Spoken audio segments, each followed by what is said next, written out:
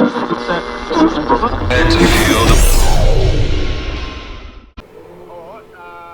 you rate the weekend? Yeah, terrific. We had a great weekend, 2 wins. Anytime you go to Melbourne and get a couple of wins is good.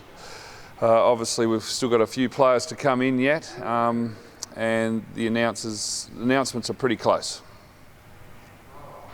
Yeah, nice. Yeah, so to be winning games where you're still a bit undermanned must be really pleasing from a coaching perspective.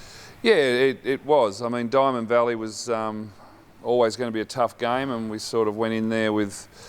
We knew we had to split the road trip, being a little bit undermanned, and to get that first win on the road was really important. Then we faced Andrew Gaze's Melbourne Tigers the next night, and they were undermanned. They've lost a couple of key players, so we took care of that one as well. So to come back 2-0 really sets us up for the 3 home game stretch before the break. What do you know about Ringwood, new sort of team on the block? Yeah. Got their measure? Yeah, they are. I've watched a fair bit of tape. They're new, but they're 3-2, 3 wins, 2 losses. So they're mid-table, so it's important for us to be able to take care of that as well. And we'll have a couple of announcements early next week. I'm expecting 2 players to play that aren't playing this weekend in next Friday's blockbuster against the Bendigo Braves, who are pretty much loaded up now and at full strength. So I think you'll see their season turn around pretty quickly as well. Any injury concerns out of the weekend or anything? I know the Thunder's lost their report. Are you guys all good?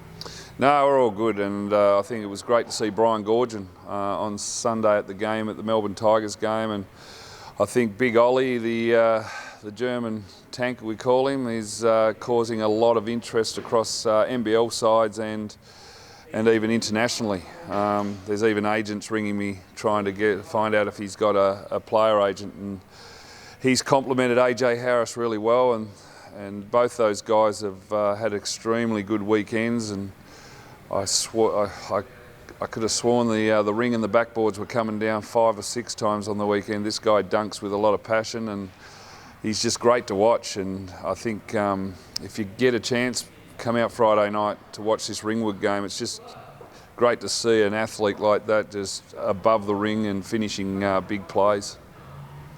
So who was, obviously Brian's not coaching Illawarra anymore, who was he there on behalf of, do you know? Oh, not sure. I think he obviously he's coached Harry Froling and may have just come along and had a look, but I know there are personnel having a look at a couple of our players already early in the season. So yeah, we're creating a lot of interest with those 2 guys in particular, 2 guys that are pretty much unknown. And as I said before, AJ's probably the quickest guy I've ever coached or ever seen play. And 17 years professionally, that's a big statement, but I've never seen anyone as quick as this kid, and he's well complemented with Ollie pick and rolling to the basket. It's been awesome to watch. Obviously we've still got to take care of business, but you throw a couple more players in with that group and we're a chance to win a championship. But I just see Jack White from Melbourne United sign with Geelong as well. So this league and right across the country is getting harder and harder as we speak.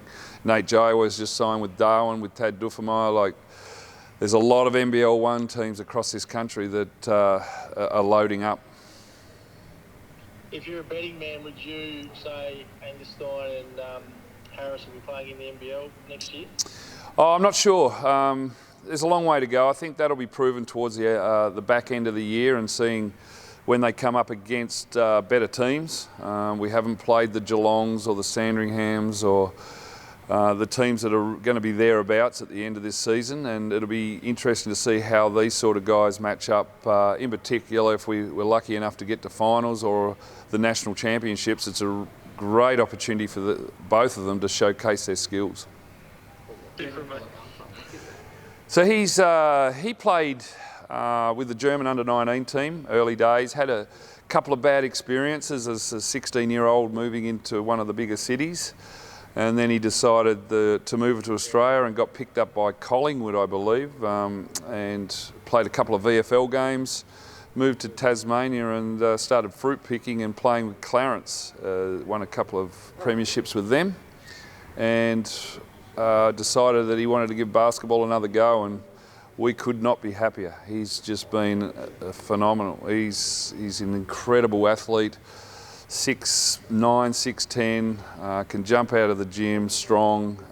He's just been fantastic to watch as a coach. I haven't seen many athletes dunk with the energy that he has, and the footage over the weekend, he must have had 10 or 11 dunks, and people coming up to me after the game, like Dame Pinno's dad, saying, where did you get this guy? And there's been a lot of talk around what he's doing and how he's playing this game, and it's just a pleasure to be part of it and see it.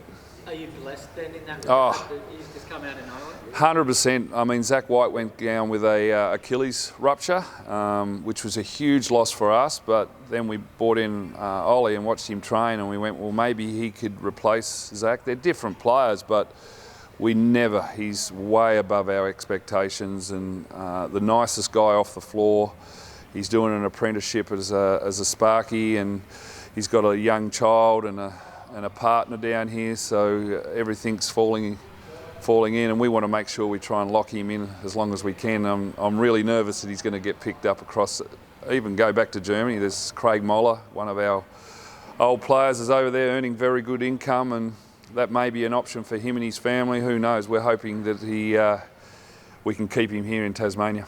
How's his English? Is he like settled? Oh yeah. He's been here. He's fully naturalised, so he's a citizen and loves it here. And we've just got to hope we can hold on to him, because he's something really special for his age.